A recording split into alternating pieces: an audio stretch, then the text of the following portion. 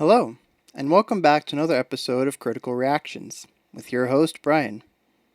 Today, we're going to be starting a new week, a week of growlers, a growlers week, and this week will not be weak. It will be a strong week of growling vocals, vocals with strengths to them. All right. Let's see. We're going to start off this week with a request by Dimico.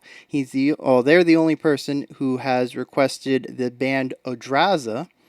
They did not do too well in the polls, but I do like to pick one random band, and I just really liked the name of this band and the name of this song because R and Z don't really go together for the beginning of a sound, a syllable. So I think it's called Rzeczom. Rzeczom. There's a lot of Z's in there, which is also really cool. I don't know. I was just really enamored by these names here, so I was like, we got to check this one out. All right, so we have Rzeczom by Audraza. Lots of Z's, man. And it all just kind of rolls off the tongue, so I really like that too. All right, let's get into this one.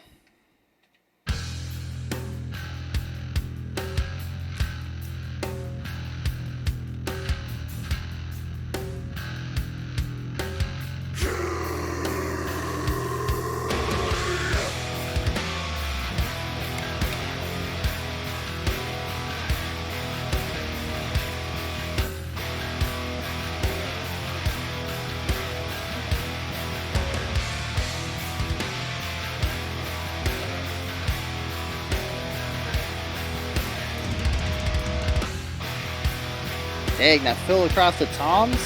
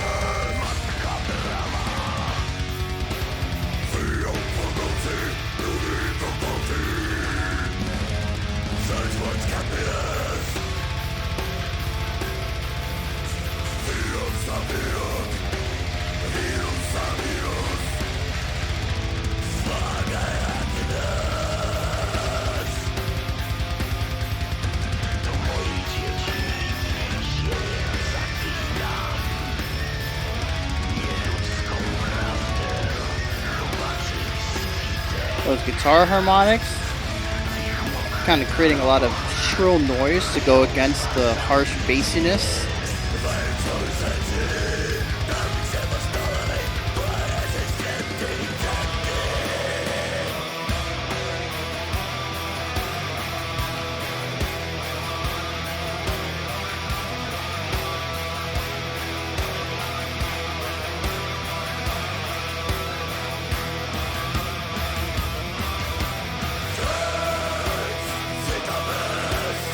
Yeah.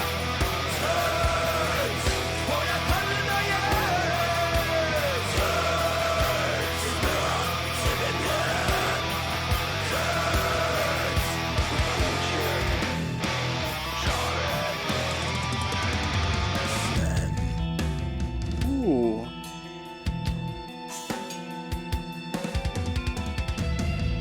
Really nice drum work here.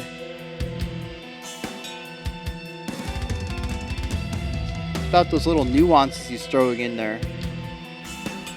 Bell hits, little splashes.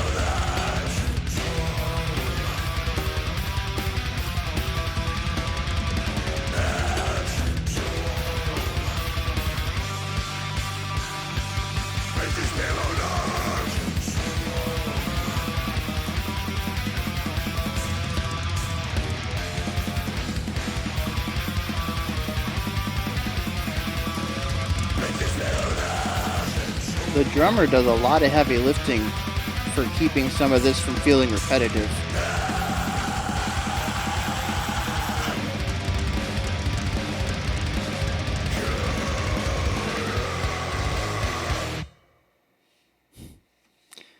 All right.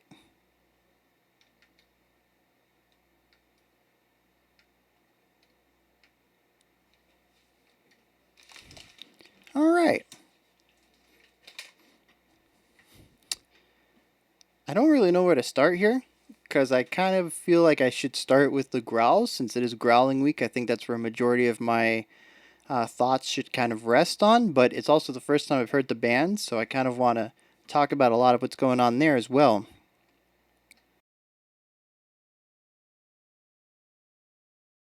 Let's get situated. All right, this might be a long one. I should just say that at the beginning of all my analyses because they all are. All right, so one thing I want to point out, especially near the middle of the song, I feel like we entered a post-metal bit of repetition. We had a single riff that was, well, it's a fast song, so I'm going to say it was 2 bars, 8 beats. And they just played it over and over and over and over and over. But I didn't hate it. I think a lot of that had to do with the grooviness. It was a very groovy thing, and it had those chants going on in the background. The big throaty, whoa, that kind of stuff. I mean, it was just a real cool, groovy section. It went on for a lot longer than it probably should have. But as far as repetitious, it wasn't droning though. It was just highly repetitious. I think that's like a major qualifier for me to enjoy repetition is it can't just be drone. Like it has to have something to it. And this one had groove to it, and it was just real. Like I said, those vocals really helped elevate that part. But I just got into that. Like that was like just heavy, groovy. You got those cool vocals in the background. Just really digging a lot of that. But yeah, these guys were kind of all over the place. They had heaviness. They had some soft parts. They had the growls and the clean vocals, and you guys know how I like changing it up. It's all about the dynamics. I don't mind any one thing for the most part, as long as there's a sort of palate cleanser for it. I can't do a whole song of a musical style or a vocal style or a texture or whatever that I don't enjoy. But I can take it in small doses when it is contrasted against things I do enjoy, and the contrast adds to the song. And I think these guys did that pretty well. The vocals, I'm not sold on. The growls, it's just okay. So I think some of it is my hangups of what I appreciate in good vocals, and how growls kind of go against that. So let's expand on this a little bit. The opening growl, just the O or whatever consonant, whatever sound he was holding out when the whole band came in, he just provided his texture alongside that. Not I think my face kind of said all that in the moment. Not great. But then when we entered the sparse section after that, some of the instruments cut down and he was kind of doing like a raspy talking growl. I enjoyed that. I thought it was really cool, a really interesting way to deliver the narrative or no, the lyrics, whatever's going on there with the words, in a musical format. It's almost like a spoken word thing, but with more distortion in his voice. But as soon as we went to the heavier music and he went with his full power growls, oh man, from that point on, the growls just didn't work for me. And I think the reason why, and we're going to explore this through the rest of the week, because I'm really trying to figure out, pinpoint what I don't like about growls, and maybe that'll help me find growls that I do enjoy because they line up more with what my biases, my preferences towards vocal work. Um, but also, well, let me just say this. What I enjoy about vocals is the way that they provide a clean melody line to a lot of what's going on. And even if there's already a melody in the music, like if the lead guitar has a lead line, it provides interesting counterpoint or harmony, stuff like that. I really enjoy the musicality of vocalists as a lead instrument. Um, whether that is fry screams or cleans, it's their presence as a lead vocal that adds the color to the underlying music. Because you can have a chord progression, all right? But to really pull out, because each chord progression actually has quite a few qualities to it, especially when you're talking about, chords have multiple colors to them, especially when you're only playing power chords, which you're getting a root and a fifth.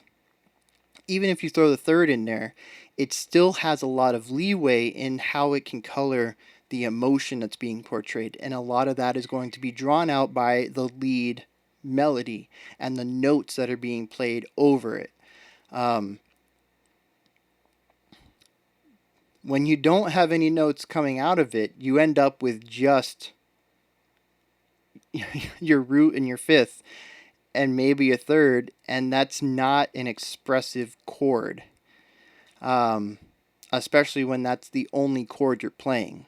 There's a lot of reason that people, especially in classical and jazz, they don't just play a single chord style. They don't just play, four, minor chords in a row or four major sevenths in a row. You have to change the properties because it's actually the correlation between the properties, between the chords, that pulls out emotion. So a combination of melody and using different style of chords is actually what creates emotion out of music. Like, for example, if you want to write something sad, just alternate between minor and major. For the most part, I mean, you still need a lead line to pull out that emotion.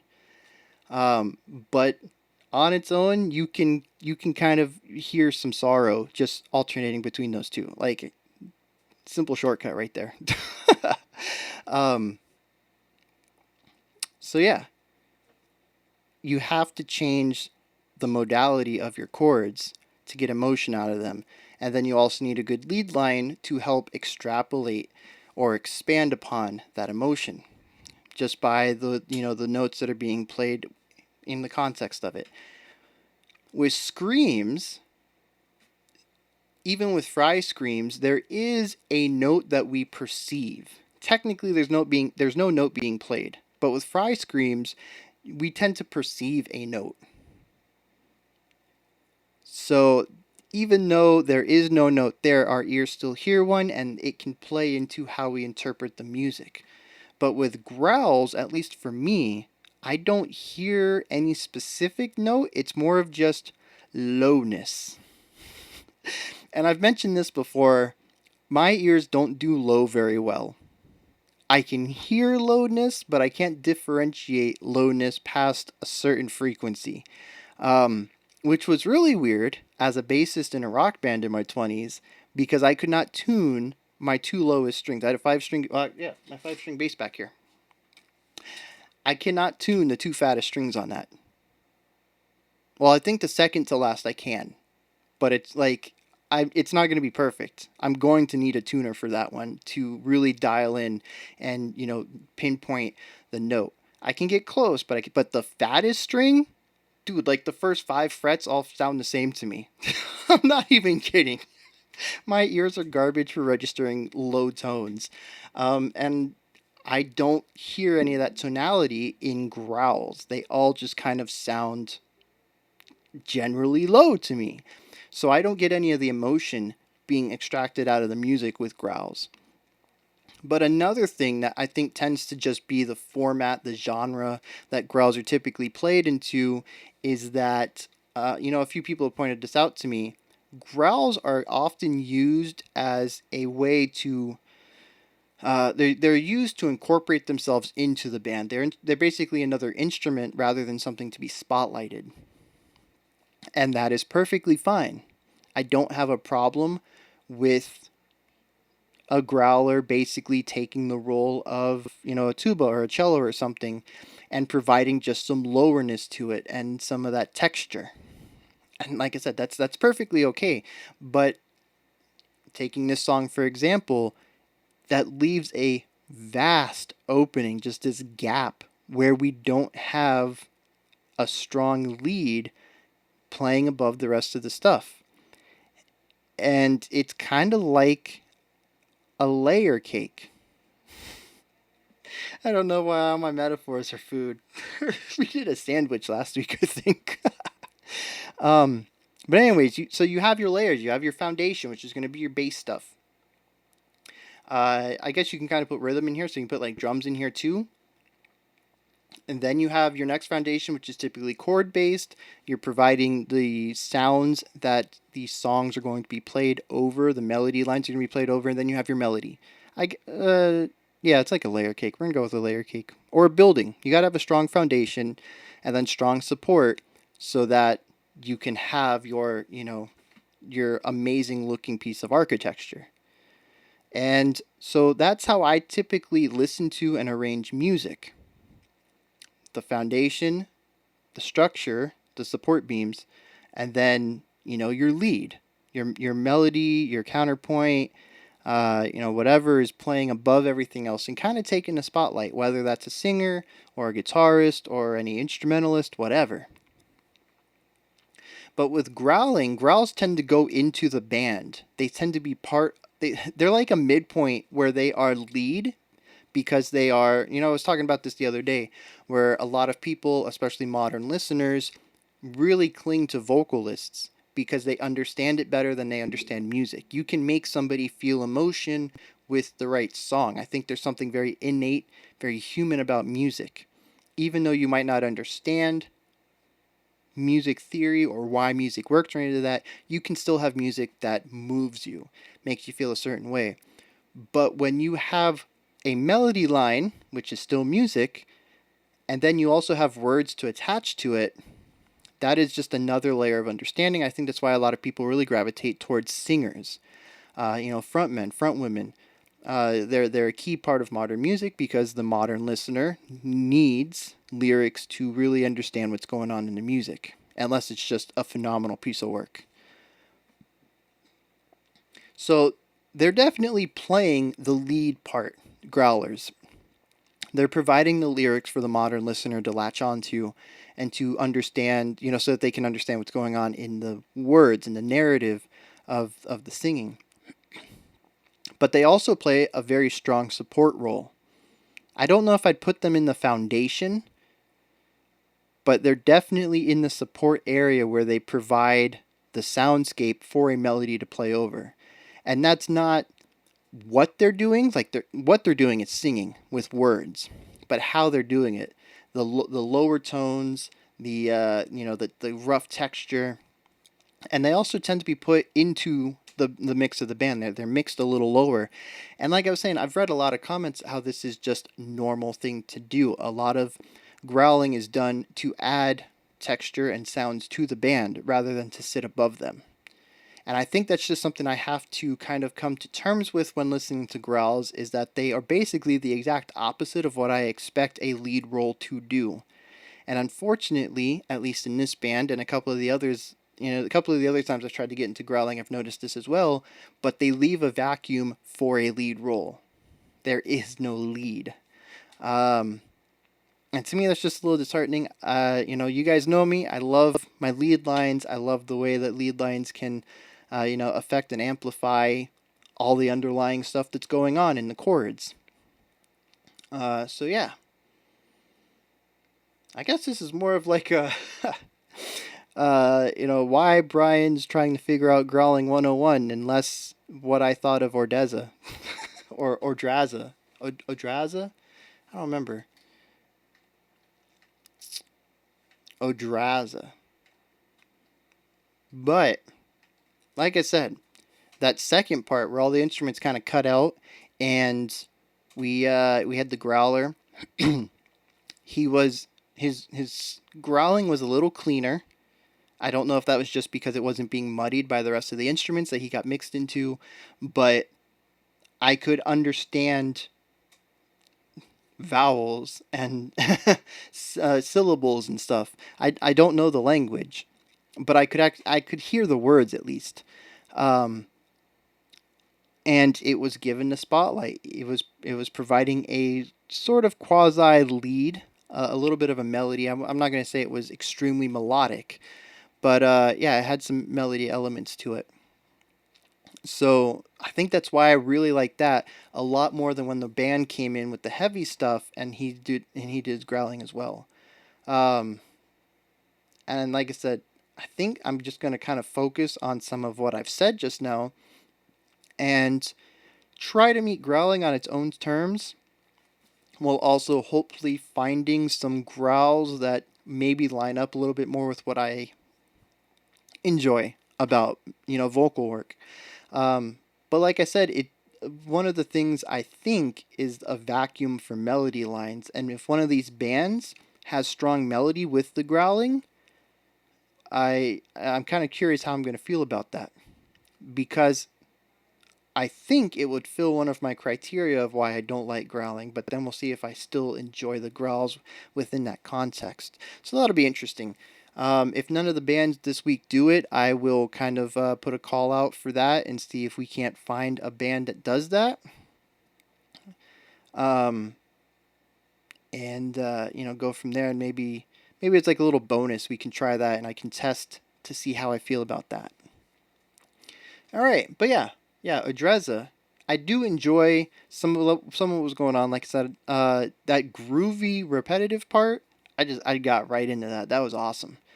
But it didn't have growls in it, so it kind of sucks that was my favorite part of the song for Amazing Growls Week, was the part without the growls. Um, but yeah, I'd be interested to hearing what else they have. I think this was a really cool introduction to them, and yeah, it's kind of interesting that they had some of that repetition. We just got out of 2 weeks of doing that, and here we are again with a little bit more of that. I would not call this a post metal song, but I think it does have some post metal inspirations to it. It's definitely heavily riff based. It's riff based. We got portals going through here. It is riff based, and highly repetitive. Not much of a melody line. It's more about getting into that groove and into that soundscape and just kind of jamming in it. But it is a little bit more dynamic than any of the post rock we checked out. So yeah, really cool stuff though. If anybody else knows about this band and wants to hit me up with another suggestion, that would be wonderful. We will definitely check them out again in the future. Otherwise, you can hit up the comments, let me know what you thought about this. Like I said, nobody has requested this at all, except for Dimico, who requested it just because it was Growling Week. I don't even know if they would specifically request it because it's something they want to see, but just because they knew that the growls would be somewhat accessible. So yeah. Above the comment section, we got a description box with tons of links in it. We also have some buttons above that, like, subscribe, and a bell to ring. They help out the channel immensely. And if you're interested in getting notifications about what I do, they can help you out immensely as well. Alright, I'll be back tomorrow with another amazing growls day. We'll see what happens there. I do want to point out, if anybody's still here and is not a Patreon, even though it's called Amazing Growls Week, it also kind of doubles for accessible growls because, like I said, it is kind of more about me coming to terms with growling, more so than just looking at some awesome growling. because the two might be one and the same. Maybe some of the best growling is also accessible, but I also think growling is about brutality and like raw strength and just like that emotion. So maybe some of the best growling is also some of the hardest to listen to because it is the most hardcore. So yeah, it's kind of a double there. Amazing is definitely one way to word it, but accessible, trying to get Bryan into it, another way to look at that. So even if you don't think the growls in some of these songs are particularly amazing, even though it's called Awesome Growls Week, Amazing Growls Week, it all, it's also kind of accessibility. So, all right, I will be back tomorrow, like I said, with another one of these, 5 p.m. Eastern Standard Time, 9 p.m. UTC. And until then, you guys stay safe, keep being awesome, and have a fantastic morning, afternoon, or evening whenever you choose to watch my videos.